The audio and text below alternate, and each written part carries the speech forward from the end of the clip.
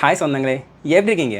So நேற்று night தூங்க போகும்போது ஒரு பிரேக்கிங் நியூஸ் என்னடா அப்படின்னு பார்த்தா, ஃபேமஸான $100K புது ஹெச்என்பி ஃபைலிங்கெல்லாம் வந்து பே பண்ணணும் அப்படின்னு சொல்லிட்டு போன வருஷம் பிரசிடென்ட் ட்ரம்ப் வந்து ப்ரொக்ளமேஷன் சைன் பண்ணியிருந்தார் இல்லையா? அந்த ப்ரொக்ளமேஷன் வந்து செல்லுபடி ஆகாது அப்படின்னு சொல்லிட்டு ஒரு டிஸ்ட்ரிக்ட் கோர்ட் ஜட்ஜ் வந்து அந்த ஆர்டரை வந்து வெக்கேட் பண்ணிட்டாரு. ஸோ இதுக்கப்புறம் இதனால் வந்து யாருக்கு நல்லது, யாருக்கு வந்து பாதிப்பு, இதுக்கப்புறம் வந்து ஃப்யூச்சர் எப்படி இருக்க போகுது அப்படிங்கிறத பற்றி இந்த வீடியோவில் ஃபுல்லாக பார்க்கலாம் வாங்க. நம்ம எல்லாருக்குமே தெரியும், போன வருஷம் செப்டம்பர் மாதம் 21, 2025 அந்த டேட்டில் பிரசிடென்ட் ட்ரம்ப் வந்து ஒரு ப்ரொக்ளமேஷன் சைன் பண்ணுறாரு. அந்த ப்ரொக்ளமேஷனில் என்ன சொல்கிறாருன்னு பார்த்தீங்கன்னா, இதுக்கப்புறம் அதாவது புதுசாக ஹெச்என்பி யாரெல்லாம் ஃபைல் பண்ணுறாங்களோ, யூஎஸை விட்டு வெளியில் இருக்கிற அந்த கேண்டிடேட்ஸ் எல்லாம் அவங்க வந்து $100,000 ஃபீஸ் வந்து கட்டணும் அப்படிங்கிற அந்த ப்ரொக்ளமேஷன் தான் இது. அண்ட் இதை எதிர்த்து நிறைய கோலிஷன் குரூப்ஸ்லாம் இருக்கும் இல்லையா, அந்த இமிகிரேஷன் சப்போர்ட் பண்ணுற குரூப்ஸ்லாம் இருக்கும் இல்லையா, அவங்க என்ன பண்ணுறாங்கன்னா வேரியஸ் டிஸ்ட்ரிக்டில் அவங்க வந்து கோர்ட் கேஸ் வந்து ஃபைல் பண்ணுறாங்க. அதில் நேற்று வந்து US district court of Massachusetts இங்கே இருக்கிற ஒரு ஜட்ஜ் என்ன பண்ணுறாருன்னா, இது வந்து சரியான ப்ரொசீஜரில் இது கொண்டு வரப்படலை அப்படிங்கிறத சைட் பண்ணி அவர் வந்து இந்த ஆர்டரை வந்து வெக்கேட் பண்ணிட்டார். இதுதான் வந்து இப்போதைக்கு நடந்திருக்கு. நீங்கள் யோசிக்கலாம், ஓகே கொஞ்சம் மாதத்துக்கு முன்னாடி இதே சப்ஜெக்டில் வந்து ஒரு தீர்ப்பு வந்துச்சு, அது வந்து ட்ரம்ப் அட்மினிஸ்ட்ரேஷனுக்கு சாதகமாக வந்த மாதிரி இருக்குது அப்படின்னு நீங்கள் யோசிச்சிங்கன்னா கரெக்ட். அதாவது December 2025 DC circuit court Washington டிசியில் இருக்கு இல்லையா, அங்கே இருக்க ஒரு ஜட்ஜ் அவங்க என்ன பண்ணியிருந்தாங்கன்னா, ஓகே பிரசிடென்ட்ஸுக்கு வந்து யார் கண்ட்ரிக்குள்ளே வரணும் வரக்கூடாது அப்படிங்கிற அத்தாரிட்டி வந்து ரொம்ப ப்ராடாக கொடுக்கப்பட்டிருக்கு, அதனால் அவர் வந்து கொண்டு வந்த அந்த லா வந்து கரெக்ட் தான் அப்படிங்கிற மாதிரி அவங்க என்ன பண்ணாங்கன்னா தீர்ப்பு வந்து கொடுத்துருந்தாங்க. அது வந்து ட்ரம்ப் அட்மினிஸ்ட்ரேஷன் ஒரு வின் மாதிரி அப்போ வந்து செலிப்ரேட் பண்ணாங்க. ஆப்வியஸ்லி லா சூட் கொண்டு வந்த அந்த பார்ட்டி அவங்க என்ன பண்ணாங்கன்னா அவங்க அப்பீல்ஸ்க்கும் போனாங்க. இது வந்து டிசம்பர் மாதம் நடந்துச்சு. ஆனால் இப்போ மேசச்சூசெட்ஸில் இருக்க ஒரு ஜட்ஜ் அவர் என்ன பண்ணியிருக்காருன்னா, ப்ரொக்ளமேஷன் கொண்டு வந்தாங்க இல்லையா, இந்த கொண்டு வந்த அந்த ஒரு மெத்தட் வந்து தப்பு, இது வந்து ஒரு ரூல்ஸ் அண்ட் ரெகுலேஷன்ஸ் இருக்குது, அதை வந்து ஃபாலோ பண்ணலை அப்படிங்கிற மாதிரி அவர் ஸ்பெசிஃபிக்காக வந்து 2 காரணங்களை காமிச்சு இந்த ஆர்டரை வந்து வெக்கேட் பண்ணிட்டார். சரி, அப்படி என்ன அந்த 2 காரணம் அப்படின்னு பார்த்தீங்கன்னா, ஃபர்ஸ்ட் டார்கெட் பண்ணது வந்து ஏபிஏ அப்படின்னு சொல்லுவாங்க, அதாவது அட்மினிஸ்ட்ரேட்டிவ் ப்ரொசீஜர் ஆக்ட். இந்த மாதிரி இமிகிரேஷன் சம்மந்தப்பட்ட ஒரு ரூலை கொண்டு வரணும்னா நோட்டீஸ் அண்ட் கமெண்ட் அப்படின்னு ஒரு ஆப்ஷன் இருக்குது. விச் மீன்ஸ் சார் என்ன பண்ணணும்னா, ஃபஸ்ட்டு வந்து காங்கிரஸ்க்கு இந்த ரூலை கொண்டு வர போகிறேன் அப்படின்னு சொல்லிட்டு நோட்டீஸ் கொடுக்கணும். அதுக்கப்புறம் பப்ளிக் என்னென்ன பிரச்சனை இருக்குது அப்படின்னு சொல்லிட்டு பப்ளிக் கிட்ட வந்து கமெண்ட் வாங்கணும். அதுக்கப்புறம் இந்த ஒவ்வொரு கமெண்ட்லேயும் வந்து என்ன விஷயம் அப்படின்னு சொல்லி அவங்க அட்ரஸ் பண்ணணும். அதுக்கப்புறமா தான் வந்து அந்த ஃபைனல் ரூலை அவங்க வந்து பப்ளிஷ் பண்ணணும். இது வந்து ஒரு ப்ரொசீஜர் இருக்குது. இந்த படி போனால் மட்டும்தான் அது வந்து லா வந்து செல்லுபடி ஆகும், கரெக்டாக இருக்கும் அப்படிங்கிறது ஒரு ரூல். இந்த ஏபிஏவை இந்த ட்ரம்ப் ப்ரொக்ளமேஷன் இருக்கு இல்லையா, இது வந்து சரியாக ஃபாலோ பண்ணலை. இவங்க வந்து ஃபஸ்ட்டு நோட்டீஸ் கொடுத்து அதுக்கப்புறம் வந்து கமெண்ட்ஸ் வாங்கி அந்த ஒவ்வொரு கமெண்ட்ஸையும் எவாலுவேட் பண்ணி அதுக்கப்புறம் இதை வந்து பப்ளிஷ் பண்ணியிருக்கணும்.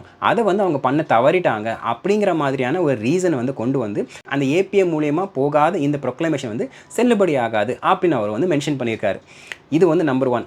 ரெண்டாவது பாயிண்ட் இன்னொன்று என்ன சொல்லியிருக்காருன்னா, அவர் ஸ்பெசிஃபிக்காக இந்த $100,000 ஃபீஸ் இருக்கு இல்லையா, இந்த ஃபீஸை அவர் வந்து டேக்ஸ் அப்படிங்கிற மாதிரி அவர் வந்து ரீஃப்ரேம் பண்ணுறாரு. ஸோ இப்படி டேக்ஸ்ன்னு ரீஃப்ரேம் பண்ணதுனால என்ன ஆகும் அப்படின்னு பார்த்தீங்கன்னா, பிரசிடென்ட்க்கு வந்து ஒரு கண்ட்ரி மேலேயோ இல்லை ஒரு புதுசாக ஒரு டேக்ஸ் ரூலை கொண்டு வரதுக்கு பிரசிடென்ட்ஸ்க்கு வந்து அத்தாரிட்டி கிடையாது. கான்ஸ்டிடியூஷன்லேயே அந்த அத்தாரிட்டி வந்து எக்ஸிக்யூட்டிவ் பிரான்ச்சில் இருக்க பிரசிடென்ட்க்கு கொடுக்கப்படலை. யாருக்கு கொடுக்கப்பட்டிருக்குன்னா அது வந்து காங்கிரஸ்க்கு கொடுக்கப்பட்டிருக்கு. ஸோ டேக்ஸ்ன்னு இதை கிளாஸிஃபை பண்ணுறது மூலிமா இந்த மாதிரி $100,000 ஃபீஸை கொண்டு வரது அப்படிங்கிறது எக்ஸிக்யூட்டிவ் பிரான்ச்சில் பிரசிடென்ட் கையில் கிடையாது. அதனால் பிரசிடென்ட் ட்ரம்ப் சைன் பண்ண இந்த $100K ஃபீஸ் வந்து செல்லுபடி ஆகாது அப்படிங்கணும் அந்த ரூலிங்கில் வந்து மென்ஷன் பண்ணப்பட்டிருக்கு. இந்த ஏபிஏவை வெக்கேட் பண்ணதுனால இது வந்து நேஷன் வைட் இமீடியட் எஃபெக்டில் வந்துருச்சு. நீங்கள் நினைக்கலாம், வெயிட் அ மினிட், கொஞ்சம் மாதத்துக்கு முன்னாடி இதே மாதிரி சுப்ரீம் கோர்ட்டில் ஒரு கேஸ் போகும்போது இந்த மாதிரி லோவர் லெவல் டிசி ஃபெடரல் கோர்ட்டில் இருக்க ஜட்ஜஸ் அவங்களால வந்து பிரசிடென்ட் ட்ரம்ப்போ இல்லை ஏதோ ஒரு பிரசிடென்ட் கொண்டு வந்த ஒரு ஆர்டரை நேஷன் வைட் வந்து ஸ்டாப் பண்ண முடியாது அப்படின்னு ஒரு வந்து ரூல் வந்துச்சு.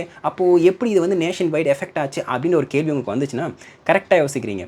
ஆக்சுவலாக இதில் வந்து 2 பார்ட் இருக்குது. ஒரு பார்ட் என்னென்னு பார்த்தீங்கன்னா, இப்போ பிரசிடென்ட் ட்ரம்ப் ஒரு ஆர்டர் கொண்டு வராரு, அது வேலிடான ஆர்டர் அப்படின்னு வச்சுக்கோங்களேன்.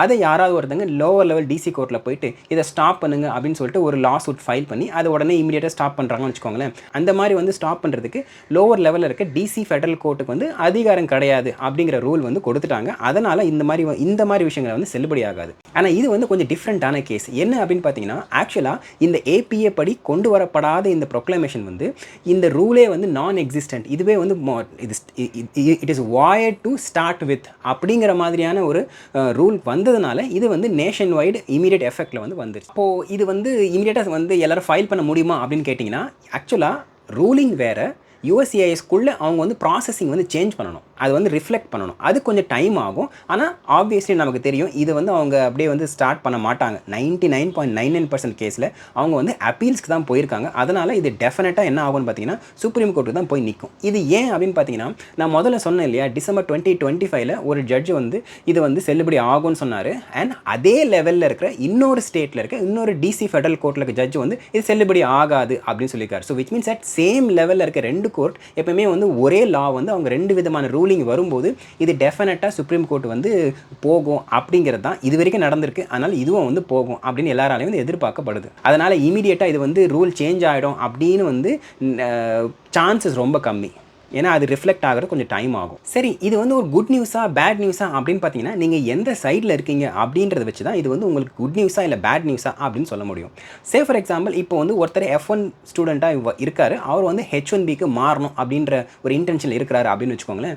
இப்போது நம்ம போன வருஷம் பார்த்தோம். இப்போ ரீசெண்டாக வந்து லாட்ரி ரன் பண்ணாங்க இல்லையா, இந்த லாட்ரியில் USCIS ரிலீஸ் பண்ண ஒரு ஸ்டாட்டிஸ்டிக்ஸில் 71.5% அளவுக்கு அந்த அப்ளிகேஷன் லாட்ரி ப்ராசஸில் செலக்ட் ஆனவங்க பார்த்தீங்கன்னா மாஸ்டர்ஸ் டிகிரி வச்சுருந்தவங்க அப்படின்னு வந்து அந்த ஸ்டாட்டிஸ்டிக்ஸ் சொல்லிச்சு. Which means it's a huge advantage.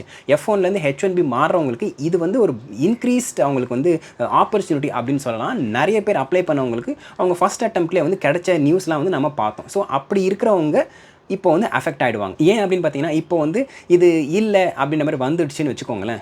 Say for example, இப்போ என்ன ஆகுனா, அடுத்த வருஷம் அவங்க அப்ளை பண்ணும்போது அவங்க திருப்பி வந்து வெளியிலேருந்து வர அந்த H1Bs கூட கம்பீட் பண்ண வேண்டியதாக இருக்கும். ஏன்னா TCS, CTS, Wipro இந்த மாதிரி வந்து நிறைய கம்பெனிஸ், அதுக்கப்புறம் சின்ன சின்ன கன்சல்டன்சி கம்பெனிஸ்லாம் வந்து ஃப்ரெஷ் H1B கொண்டு வருவாங்க இல்லையா, அவங்களோட இவங்க வந்து கம்பீட் பண்ணுற மாதிரி இருக்கும். அப்போ என்ன ஆகுனா, யூஎஸ்குள்ளேருந்து அவங்க அப்ளை பண்ணுற அந்த சான்ஸ் வந்து கொஞ்சம் குறையும். அதனால் அவங்களுக்கு இது வந்து ஒரு நாட் குட் நியூஸ் அப்படின்னு சொல்லலாம். அதே மாதிரி இந்த ஸ்மால் கம்பெனிஸ், இந்த இந்தியன் ஐடி கன்சல்டன்சி கம்பெனிஸ் நிறைய இந்த ஜாயிண்ட்லாம் இருக்காங்களா, TCS, CTS, Wipro, இவங்களுக்கு, அதுக்கப்புறம் வந்து இந்த கன்சல்டன்சி கம்பெனி இந்தியாவிலேருந்து ஆளுங்களை கொண்டு வருவாங்க இல்லையா, அந்த கம்பெனிஸ்க்கெல்லாம் இது வந்து ஒரு வெல்கமிங் குட் நியூஸாக இருக்கும். ஏன்னா இதுக்கப்புறம் அவங்க வந்து பழைய மாதிரி வந்து H1B வீசாவை அவங்க வந்து இங்கே ஆளுங்க வந்து கொண்டு வர முடியும். ஸோ இப்படி தான் வந்து நீங்கள் எந்த சைடில் இருக்கீங்க அப்படிங்க வச்சு பார்க்கும்போது தான் இது வந்து குட் நியூஸா பேட் நியூஸா அப்படின்னு நம்மளால் வந்து தீர்மானிக்க முடியும். சரி, அதே மாதிரி வந்து இப்போ ஏற்கனவே இந்த ஃபீஸை கட்டின அவங்களுக்கு என்ன ஆகும் அப்படின்னு பார்த்தீங்கன்னா, ஏன்னா இப்போ ரீசெண்டாக வந்து ஒரு நியூஸில் ஒரு 200,000 பேர் வந்து H1B அந்த ஃபைலிங் ஃபீஸ் வந்து கட்டியிருக்கிறாங்க அப்படின்னு சொல்லிட்டு USCIS அட்மினிஸ்ட்ரேட்டிவ் ஒருத்தர் வந்து சொல்லியிருந்தார்.